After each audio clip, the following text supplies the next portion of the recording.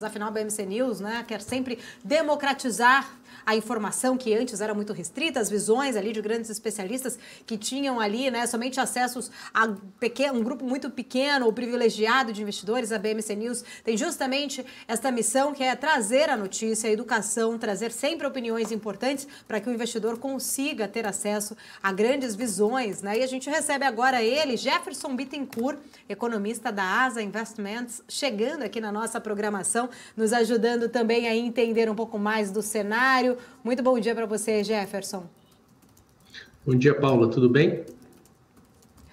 Muito bom dia. Jefferson, queria falar um pouco mais contigo, né, a respeito dessa expectativa. A votação do arcabouço fiscal pode acontecer entre hoje e amanhã, mas mesmo com o arcabouço fiscal, o mercado já vê, né, pelo menos já começa a olhar ali numa projeção que déficit zero só em 2028, dívida pública ainda crescente, a área econômica tinha prometido ou tem ainda prometido zerar o déficit, né, das contas ali do governo no próximo ano, porém, arcabouço fiscal que foi proposto, ele não consegue segurar esse crescimento da dívida. Agora há pouco, inclusive, o próprio presidente do Banco Central, né, citou ali muitas incertezas em relação ao fiscal, diz que essas incertezas acabaram aumentando um pouco mais nas últimas 3 semanas. Queria saber a sua visão sobre o fiscal no Brasil. A desancoragem da expectativa sobre o fiscal pode ser uma realidade neste cenário?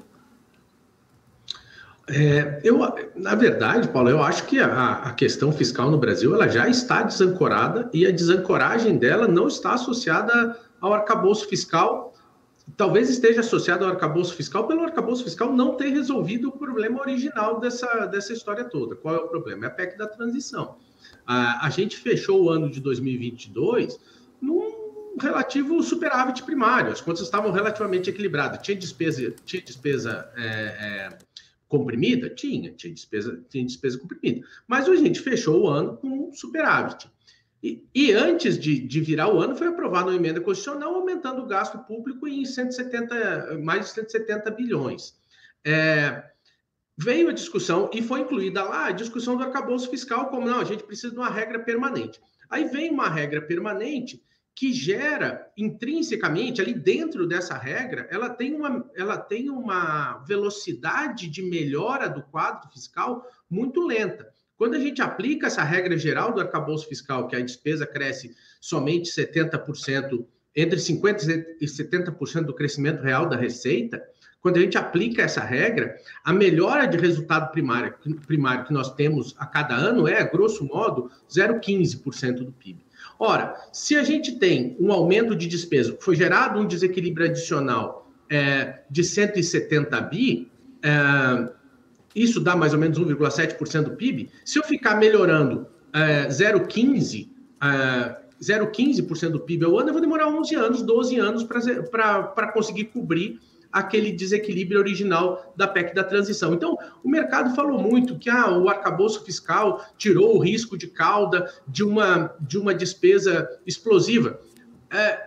Em parte é verdade, porque a gente conseguiu ter uma previsibilidade para a trajetória da receita. Mas, em parte, a despesa já tinha explodido. Ela explodiu em dezembro com a PEC da transição. Então, a despesa não é explosiva. Não, ela já tinha explodido em dezembro. Então, o que precisava trazer era a solução para esse desequilíbrio da PEC da transição. E aí, por que o mercado não vê o resultado primário melhorando na velocidade que o governo propõe?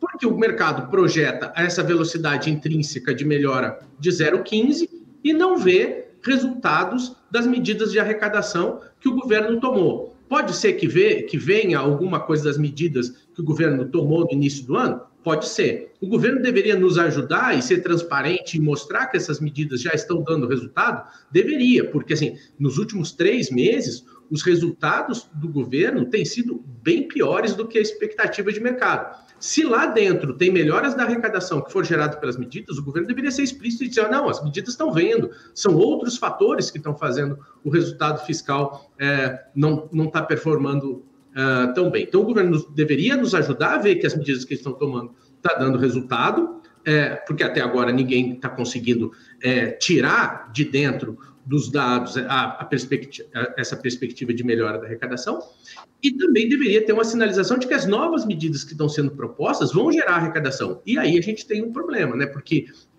as medidas a gente ainda vai tomar conhecimento de algumas, como é que vai vir a remodelagem do juro sobre capital próprio, do fim do benefício tributário sobre juro capital próprio. A gente precisa ver como é que vai vir a tributação sobre fundo exclusivo, mas a gente viu que já veio a tributação sobre offshore e ela está com grande dificuldade de ser aprovada. Então, nós temos, assim, uma trajetória de despesa que é conhecida e lenta demais para resolver o problema fiscal. Uma série de medidas de receita que ou não estão entregando os resultados ou estão com a viabilidade política sendo questionada. Por isso que o mercado não vê a melhora do resultado primário na velocidade que o governo propôs. Jefferson, vários pontos muito importantes aí, inclusive da sua fala, que dá pra gente aqui se aprofundar um pouco mais, mas eu ainda, só pegando um pouco dessa desancoragem, na verdade eu queria falar da desancoragem gêmea, que foi até abordada recentemente pelo próprio Roberto Campos Neto, né, envolvendo ali as projeções divergentes no cenário econômico, preocupação da desancoragem também da inflação, né, do fiscal e da inflação, inclusive do fiscal, né, eu estava até aqui vendo ali, ele sinaliza de novo ali um ponto de resistência em relação à queda dessas expectativas da inflação. Isso pode, na sua visão, influenciar essa trajetória de afrouxamento monetário do Banco Central? Eu acho que não só pode, como deveria. Assim, a questão é, o mercado está vendo um fiscal mais expansivo, aí diz, não, mas a velocidade da despesa está controlada. Tá, mas assim, tem na conta do governo um certo efeito redutor da demanda agregada pelo lado da tributação que não está vindo. Então, assim, eu estou falando especificamente do nível de atividade. Tem estímulos fiscais pelo lado da despesa, a despesa está crescendo ainda forte, esse ano cresceu muito forte por causa da PEC da transição. O ano que vem, por conta dos tratamentos diferenciados que foram dados para os primeiros anos do arcabouço fiscal, a despesa continuará crescendo forte em termos reais. Então, isso são estímulos pelo lado da demanda, que dificultam a inflação a cair. Deveriam vir efeitos redutores da demanda agregada pelo lado da tributação, que não estão sendo efetivados. Então, a pressão do lado da demanda, que oriunda do fiscal, de fato faz com que tenha ali um ponto de resistência para as expectativas de inflação cair mais. Se as expectativas de inflação têm dificuldade de cair mais, na melhor das hipóteses, assim, se a gente pensar que vai ficar por ali, a gente deveria pensar que o ponto de encerramento desse ciclo de corte, da taxa de juros vai ter que ser num patamar mais alto para tentar forçar a queda dessa expectativa de inflação. Então, assim, há sim uma ligação entre a desancoragem da inflação e a desancoragem das expectativas de resultados fiscais, que tem um potencial muito grande de contaminar o ciclo de afrouxamento monetário. Oi, Jefferson, muito bom dia. É Felipe Nascimento falando contigo agora. Eu achei muito importante essa pontuação sua a respeito do cenário doméstico com esse ciclo de afrouxamento monetário.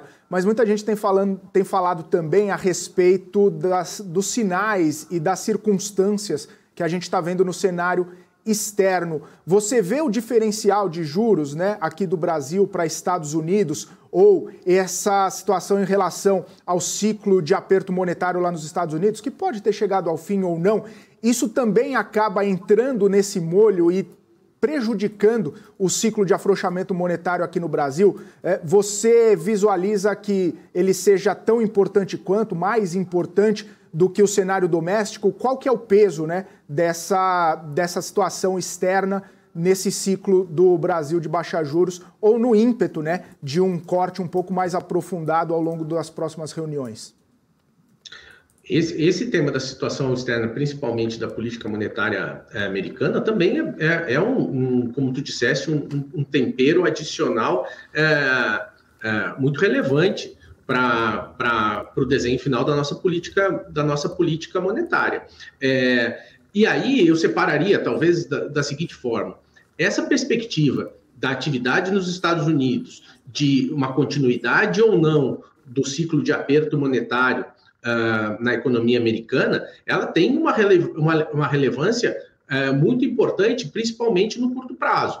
Assim, a situação, se os Estados Unidos, porventura, precisa continuar um ciclo de aperto monetário, essa situação atual do mercado, assim, que a gente vem de vários dias de desempenho negativo na Bolsa, eu acho que é um sintoma importante.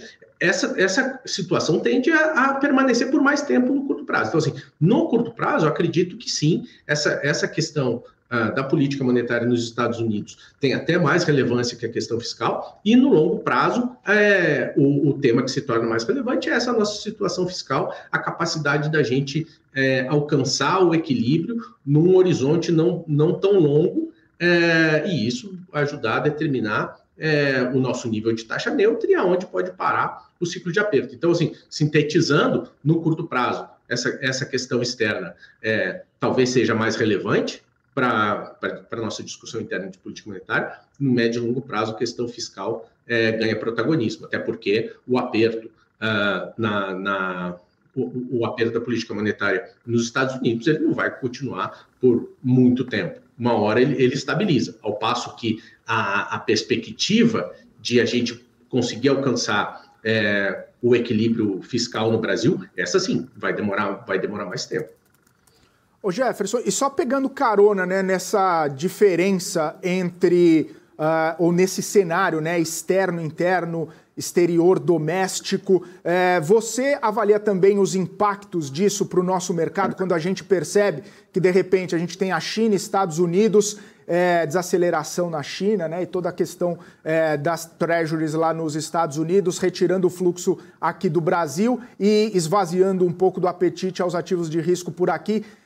Existe também essa discussão, né, da mesma forma que a gente discutiu a respeito da taxa de juros lá dos Estados Unidos e daqui do Brasil, esse diferencial impactando na política monetária, o cenário interno e externo também impactando no nosso mercado.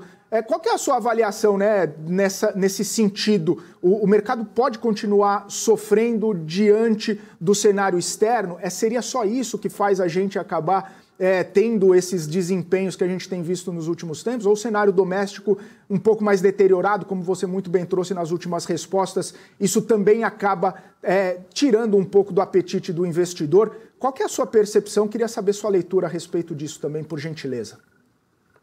Esse é um tema que a gente tem se dedicado bastante desde o segundo semestre do ano passado, quando a gente discutia assim, como seria a nova gestão, quais as perspectivas da nova gestão do país gerar ou ter uma performance econômica similar ao dos primeiros 2 mandatos.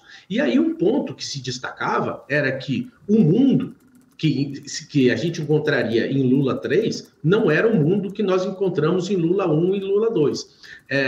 Por que eu estou querendo dizer isso? Assim, a gente tem as economias mundiais em ciclos de aperto monetário, assim, procurando arrefecer o seu nível de atividade, ou seja, não é uma economia que está pujante, até porque se tivesse pujante, os bancos, se mantiver um nível muito elevado de atividade econômica, os bancos centrais vão ter que continuar agindo porque o nível de inflação está muito alto. E a gente tem um outro vetor importante para a economia doméstica, que são as importações da China, as nossas exportações para a China, que também não é uma economia que está, não vou nem dizer apresentando os níveis de crescimento que apresentava lá no início dos anos 2000, mas assim, isso está muito distante disso, mas não está conseguindo entregar as metas mais modestas de crescimento que foram propostas para o período mais recente. Então, qual é o ponto central aqui? O mundo não vai ser o mundo que empurrou o desempenho da economia brasileira no início dos anos 2000. Esse é o cenário internacional ao qual a gente está submetido. O que cabe a gente, nesse sentido, internamente, a pensar na nossa atividade econômica? Bom, então a gente teria que fazer o dever de casa, aumentar a nossa aumentar a nossa produtividade, aumentar a nossa capacidade de crescimento. E, a bem da verdade, a única reforma que a gente vê estrutural capaz de aumentar a nossa produtividade é a reforma do IVA, que é absolutamente relevante, que a gente tem muita esperança que passe nesse ano, mas que não é uma reforma que vá trazer esses ganhos de produtividade no curto prazo, porque o desenho político que viabilizou a aprovação, ou vai viabilizar a aprovação dessa reforma, requereu um prazo de transição mais longo. Então, o que eu estou querendo dizer? Não dá para ser, assim, muito otimista, não dá para ser eufórico com as perspectivas de crescimento, porque a nossa contribuição interna vai ter um período aí de maturação, de transição, para que a gente tenha ganhos de produtividade vindo dessa reforma, e o setor externo não vai ajudar por conta desse contexto de inflação alta e China com dificuldade de entregar até as metas mais modestas que está se propondo para esse ano. Perfeito. Jefferson, eu vou pedir licença um minutinho para você, a gente precisa ir para um rápido intervalo e na volta a gente continua batendo esse papo com o Jefferson, principalmente porque abriu espaço para muitos debates a respeito da reforma tributária que está pautada lá no Congresso Nacional e daqui a pouquinho a gente volta batendo mais papo aqui com o Jefferson Bittencourt da As Investments. Você continua com a gente, o intervalo é rapidinho. PNC News. Informação que gera valor. O que acontece no mercado financeiro no Brasil e no mundo está na BMC News. São 24 horas de programação para ajudar o investidor na melhor tomada de decisão. Independência e jornalismo sério. Não estamos plugados em nenhuma instituição financeira. Isso nos dá liberdade de levar a informação sem nenhum viés, sem conflitos de interesse. Ser a ponte entre as notícias, empresas, especialistas e os investidores. Tudo de uma forma dinâmica e com uma pitada de bom humor. Informação que gera valor, você sempre vai encontrar na BMC News.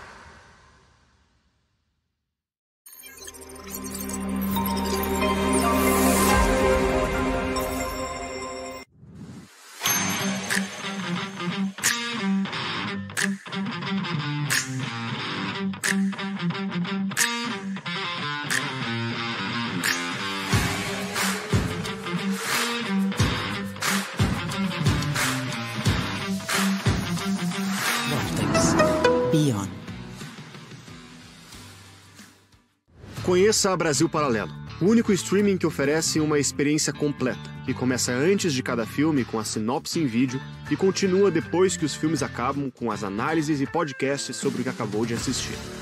Somos o grupo de comunicação que produziu Brasil, a Última Cruzada, a série de história que mudou a forma do brasileiro olhar para o seu passado. Junte-se às mais de 600 mil famílias que assinam a BP. Entre no site brasilparalelo.com e faça sua assinatura. Quem só vê o BTG como um banco de investimentos, não vê todos os benefícios que ele pode oferecer. Aqui você tem a liberdade de ligar a qualquer hora. E tem a confiança de contar com o time BTG. É você no controle da sua vida financeira de um jeito simples e compatível com a sua rotina. O BTG reconhece quem é você e está pronto para potencializar a sua trajetória. PNC News. Informação que gera valor.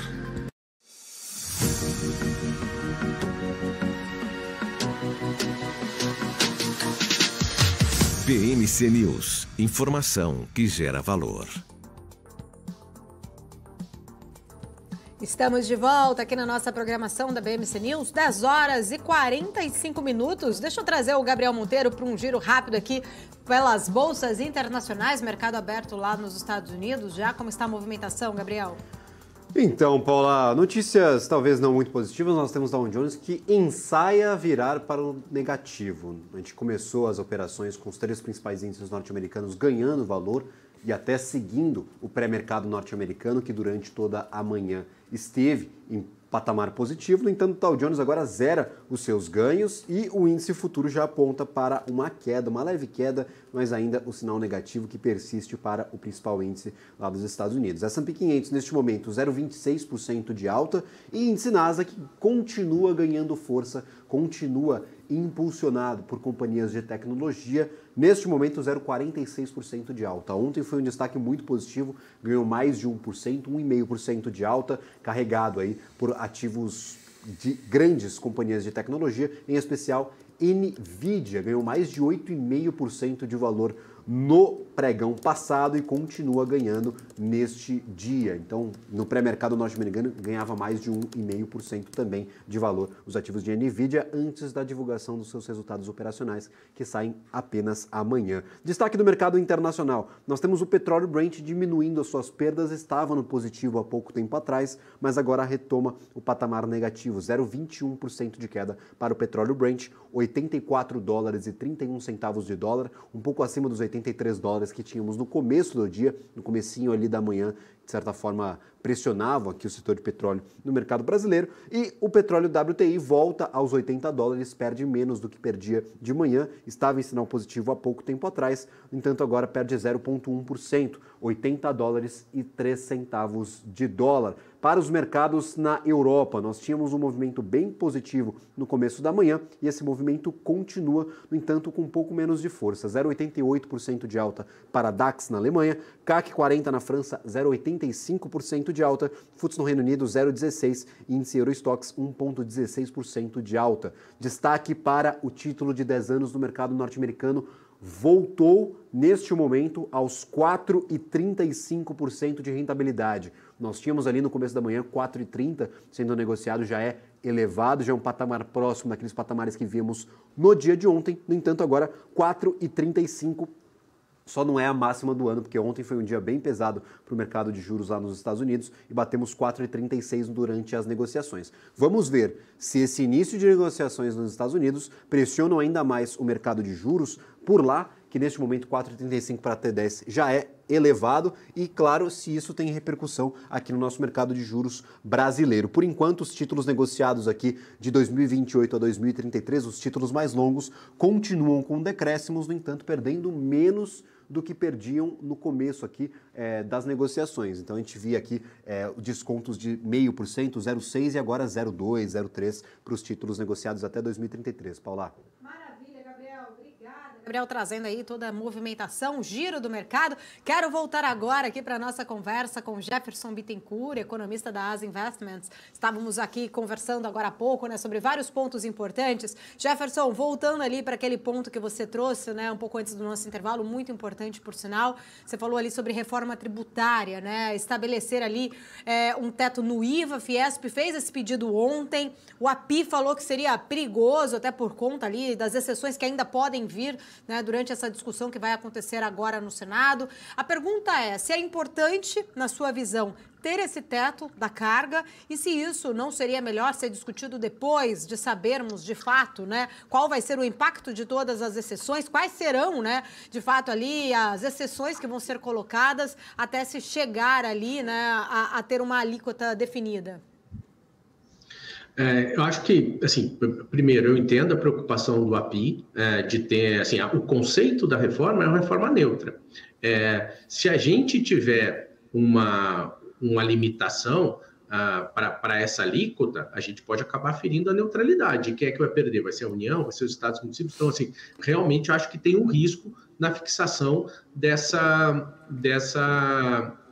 um teto de alíquota. Agora, o ponto e eu acho que essa foi uma das preocupações do setor industrial. O setor industrial, ele era o grande beneficiado em termos de carga tributária, pela maior eficiência do desenho da reforma tributária, em termos de aproveitamento dos créditos, de geração de créditos, e com o número de exceções crescendo, esse ganho que o setor industrial teria foi sendo diluído. Assim, quando a gente sai a maior parte do setor industrial está na alíquota padrão e a gente sai de uma alíquota, eventualmente, de 25% vai para uma alíquota de 28%, o ganho que o setor industrial teve em média, foi consideravelmente menor. Sintetizando, assim, eu acho legítima a preocupação de que a alíquota não pode ser muito grande, e do mesmo jeito que eu acho legítima a preocupação de ter um teto. Então, qual é a situação? Não dá para ficar em cima do muro. Qual é a solução? É botar limite para exceção. Assim, a gente não pode ficar aceitando um monte de tratamentos diferenciados, muitas vezes, ou a maioria deles, injustificados. A gente vê autoridades importantes do país, com um papel importante na tramitação da reforma, defendendo setores específicos que tenham tratamento diferenciado, sem nenhuma razão mais robusta tecnicamente nessa defesa. Então, assim, eu acho que o que a gente deveria ter era teto para exceção, não teto para alíquota. Ô Jefferson, muito bom, né? Teto para exceção e não para alíquota. Interessante a sua visão, até porque quando a gente fala muito a gente estava falando agora há pouco em relação a gastos, né? Tudo ali muito relacionado, inclusive, né? A gente vê ali, acho que uma falta de critério muito grande para mensurar a eficácia destes gastos, né? A gente fala muito, vê muito o governo, né? Pensando muito aumentar a arrecadação, mas nada de fato em que corte gastos. A gente sabe que o gasto ali com pessoas, ele é muito alto e é recorrente. Vem toda essa questão de ter uma reforma administrativa, o próprio Lira sinalizou isso, né? Mais uma vez, sinalizando talvez ali como um recado também para o governo, né? Em relação a não ter ainda, de fato, feito essa articulação em relação à reforma ministerial, mas a gente vai vendo o quanto vai se chegando ali num momento de se discutir uma reforma administrativa. Você acha que, de fato, né? A gente sabe... Precisaríamos ter, talvez, ali uma revisão do Pacto Federativo como um todo, mas essa reforma administrativa, você acha que existe de verdade uma vontade política de se fazer isso no país? Esse ponto é bastante interessante, assim, porque todo aquele assunto que nós já estávamos aqui debatendo sobre, o arcabouço fiscal, ele retirou um risco de cauda. Ele pode ter retirado um risco de cauda, mas colocou outro, que é o país não se dispor a discutir uma redução do nível de despesa. Eu acho que aqui tem um ponto importante, assim, né, que há na burocracia o entendimento de que tem um nível de Estado que é o que a sociedade quer. E esse nível de Estado seria compatível com, sei lá, 19% do PIB de despesa. Eu acho isso interessante, porque, na verdade, assim, é difícil a gente ter... Quem é o porta-voz da sociedade para dizer que esse é o nível de despesa que atende os desejos de toda a população? Eu acho que o nível de despesa que atende o desejo da população é aquele compatível com a carga tributária que ela está disposta a pagar. Assim, eu posso desejar ter uma infinidade de bens, mas se eu não tiver salário para pagar isso, eu posso ficar desejando. Se eu não tenho condições, se eu não quero pagar por eles, eu vou desejar e não vou obter. Então, não adianta eu vir e fixar um nível de despesa e dizer que esse nível de despesa é um nível de despesa que a sociedade quer, que a sociedade demanda, se a sociedade não está disposta a pagar porque os impostos necessários para bancar aquele nível de despesa. E esse sinal foi muito claro. O sinal do lado da Receita, que não está disposto a pagar, o Congresso vem dando paulatinamente, até mesmo no caso das offshores, que alcança um percentual muito menor da população brasileira, mas do lado da Receita o sinal foi muito claro. Então, a despesa vai crescer no mínimo 0,6% real todo ano, e o governo está tendo dificuldade de cortar despesa até no planejamento, né? Até na peça orçamentária, o governo não está disposto a enfrentar uma limitação que é do desenho do projeto orçamentário, mas que não vai mudar o nível de despesa de 2025. Eu estou falando da questão do arcabouço fiscal, dessa pendência da despesa condicionada. Então, eu acho muito preocupante essa questão do lado da despesa. Tem muita coisa para ser feita do lado da despesa. A gente tem muita despesa mal focalizada, inclusive programas de benefícios sociais que são mal focalizados, que não são focados nas camadas efetivamente mais pobres da sociedade. A gente tem problema no desenho da remuneração dos servidores públicos. A discussão de uma reforma administrativa é muito importante, mas o que me preocupa é que o pano de fundo que foi dado para toda a discussão fiscal no Brasil relega ao 8º plano a discussão do nível de despesa. E a gente tem a discussão do nível de despesa relegado ao 8º plano, e, de outro lado, um posicionamento social de que, aparentemente, não tem mais suporte para elevação da carga tributária. E aí a gente contrata um desequilíbrio que vai durar muito mais tempo.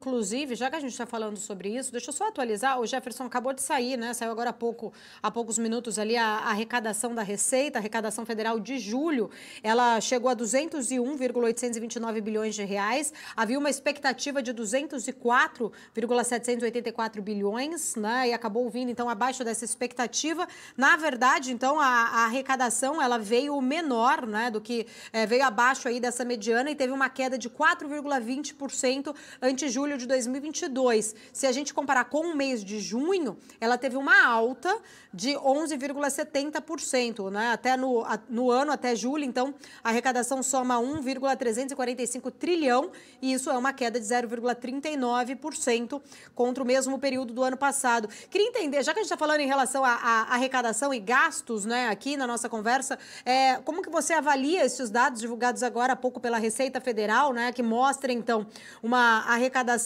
menor do que se a gente olhar na comparação do ano anterior, mas ainda assim veio acima do mês passado, porém abaixo da mediana aí em 4,20%.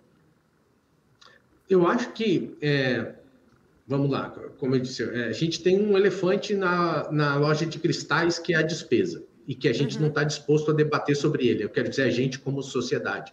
O presidente Lira está trazendo o debate da reforma administrativa, mas tem muita gente fazendo o ouvido de mercador sobre essa proposta. Então, o elefante na loja de cristais está lá, que é o nível da despesa. Com isso, o foco se direciona todo para a Receita. E aí a gente volta a um ponto que eu tinha destacado anteriormente. A Receita ela está com dificuldades de performar do jeito que o governo planejava, entre outras coisas, pela desaceleração rápida de índices de preços, como os IGPs, que tem um peso importante para a trajetória da Receita. As medidas de arrecadação, a gente não consegue ver elas entregando o que se propunha, e é o ponto que eu levantei, assim. Para que não se generalize uma perspectiva de que a Receita não só não vai performar positivamente como o governo pretendia, mas talvez ela venha performar negativamente, o governo teria que vir e esclarecer, dar transparência, dizer, as minhas medidas, elas estão performando. São outros fatores que estão fazendo a Receita surpreender negativamente. Aqui está a arrecadação da retirada do ICMS do crédito do PIS/COFINS. Aqui está a arrecadação da decisão do STJ de tirar o ICMS da base da CSLL e do IRPJ, e mostrar quantas medidas que estão sendo anunciadas como fundamentais para a arrecadação estão, de fato, arrecadando, porque a gente vê, as medidas estão no sentido certo e elas estão produzindo efeito, tem outros fatores que estão puxando essa arrecadação para baixo e que estão fora do controle do governo. A gente não vê essa separação, vê só o resultado da receita caindo, sendo que a performance que era necessária era uma performance muito mais positiva, de modo que a gente conseguisse ter uma sinalização de recuperação ao longo de 2023 e 2024 a ponto de zerar o déficit. Inclusive, deixa eu até tentar entender a sua opinião, fiz essa pergunta ontem para o Vandic Silveira, economista que estava aqui com a gente, queria também entender um pouquinho da sua leitura. Quando a gente fala muito em cortar gastos, acho que um tema muito sensível, que o brasileiro tem justamente, acho que a gente precisa ter justamente essa missão de, talvez de democratizar essa informação para que as pessoas entendam, Quando a gente fala em arrecadação, na verdade, do dinheiro público, é o dinheiro que o contribuinte está ali, financiando, na verdade, para que o governo traga, e façam aí as políticas que são necessárias, sociais, econômicas, enfim. Mas quando a gente fala em cortar gastos, eu queria entender na sua leitura por que o gasto público no Brasil, ele é feito de uma forma que não é tão criteriosa, ou melhor, pouco criteriosa. Deixa eu mudar aqui a minha colocação, Ela é feita de pouco criteriosa. Por que nós temos essa dificuldade de, nós, quando eu falo também é governo, de criar talvez mecanismos para mensurar a eficácia do gasto público? Qual que é a sua opinião sobre isso, Jefferson? A gente tem algumas dificuldades da nossa estrutura legal. Assim, por exemplo, um programa que foi muito falado no final do ano passado como se ele fosse o core, o núcleo de todos os problemas do orçamento passado, a questão do farmácia popular. O farmácia popular ele tem um problema. O farmácia popular ele não consegue ser focalizado. Ele dá um tratamento igual para todo mundo. O que é o farmácia popular? As pessoas poderem ter acesso a medicamentos de graça em várias farmácias. Mas faz sentido que as classes A e B tenham acesso a medicamento de graça? Assim, do meu ponto de vista, não faz. Assim, o Estado deveria focar na assistência daqueles que efetivamente precisam de assistência. Só que como a gente tem uma restrição, aparentemente uma restrição constitucional de universalidade da saúde, não poderia separar ricos e pobres na hora de ser atendido pela farmácia popular. E aí a gente acaba gastando dinheiro com quem não precisa. Cesta básica tem o mesmo problema. A desoneração da cesta básica, ela atende do mesmo jeito, ela reduz o tributo do mesmo jeito para a pessoa que é beneficiária do Bolsa Família e para a pessoa que ganha R$100 mil por mês. Ambas não pagarão imposto sobre o arroz, sobre o feijão, sobre o óleo. Faz sentido? Aparentemente não faz sentido. Eu acho que a gente tem capacidade contributiva nessas classes mais altas. Então, assim, a gente tem um problema do nosso desenho legal que dificulta a política pública ser mais focalizada, e a gente tem também uma resistência na própria questão da despesa com o pessoal. A gente tem dificuldade de realocar funcionários. O Brasil gasta bilhões de reais por ano com profissões que já foram extintas. E por que simplesmente não se demite a pessoa? Porque tem restrição para demissão, porque tem dificuldade de realocar. Se a pessoa fez concurso para ascensorista, não pode alocá-la para auxiliar administrativo. Então, tem sérias restrições legais. E a gente tem que se dispor a enfrentar isso. Porque se a gente não se dispuser a enfrentar isso, a gente vai ficar procurando eficiência em algumas despesas e cristalizando ineficiências em outras. E se a gente não conseguir cortar o gasto ineficiente ou realocar o gasto eficiente para o lugar daquele que é ineficiente, a gente vai acabar só gastando mais e precisando de mais carga tributária. Muito bom, sempre muito bom. Jefferson, agradeço o seu tempo, obrigada por estar aqui com a gente e fica aqui o convite para voltar em breve na nossa programação.